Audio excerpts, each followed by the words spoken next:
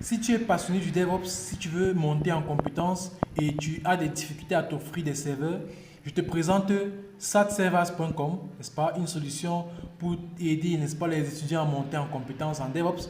Donc moi, je me suis déjà créé un compte ici. Si vous le regardez, je peux aller log out. Donc quand vous créez un compte, vous pouvez venir ici sur Scénario. Et en fait, vous allez vous rendre compte que c'est un peu comme LeetCode pour les DevOps. Donc, j'ai déjà fait le premier exercice, par exemple, très très intéressant. Et il y en a plusieurs autres. Donc, il y a plusieurs exercices ici. Vous pouvez regarder. Il y a le easy, il y a le medium, il y a le hard. Et il y a aussi les exercices par domaine. Si je monte ici, vous allez voir Tooling Applications Hacking, Languages, n'est-ce pas? Si je vais ici, vous allez voir, on a Linux, on a le web server, on a Databases. On a ici là, Data Processing, on a Docker, on a Kubernetes. Si je viens par exemple sur Kubernetes ici, je viens là, peut-être je prends le premier exercice par exemple, n'est-ce pas? Et il y a une petite description là, vous allez voir, on va vous dire ici. There is a Kubernetes deployment with an engineering spot and the load balancer declared in the manifest CML. The pod is coming up. Fix it such that you can access the Nginx container through the load balancer. Donc, on te demande de faire en sorte qu'on puisse avoir accès au conteneur Nginx, n'est-ce pas, à travers le load balancer. Donc, on te donne quelques informations comme tu as les permissions, root, tu n'as pas le root, running curl, oui.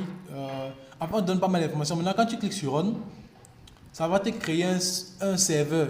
Donc, ça va te créer un serveur sur lequel tu vas, n'est-ce pas, travailler.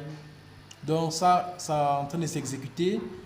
Là, tu as encore des instructions générales. Le temps que ça s'ouvre, tu as ici, you have full access to real Linux server. Donc, c'est carrément un serveur réel. Donc, si tu n'as pas la possibilité d'aller sur des plateformes telles que AWS, Azure ou bien Google Cloud Provider, tu peux juste venir ici, n'est-ce pas, juste pour t'exercer, quoi. Et ce sont les exercices.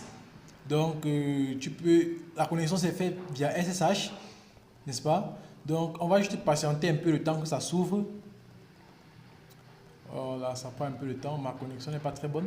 Mais vraiment, ce site est vraiment fantastique. Donc, il y a les rankings, par exemple, il y a les rankings, il y a les newsletters, il y a la documentation.